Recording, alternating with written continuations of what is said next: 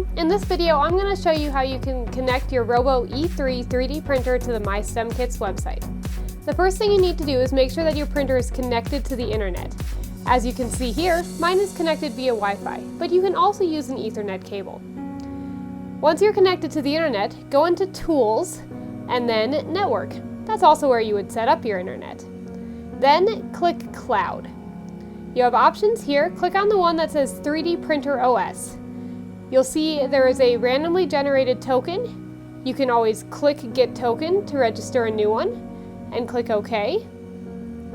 And then make sure that 3D Printer OS is turned on at the top with the little green bar.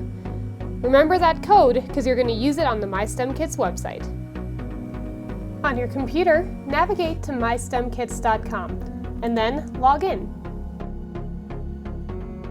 From here, click Add Printers, or you can go to Printer Management in the side tab.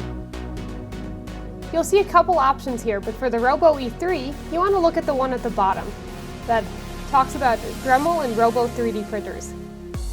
Click Register and type in the code from your printer. Then click Add. You'll get a notification that the printer was registered successfully, and it will now be added to your account. Your printer will then appear at the top where you can rename it, and now it will be available to you at any point when you are looking to print. You can then view and manage all of your available printers from the Printer Management tab on the left-hand side. Thank you for watching. Have a wonderful day.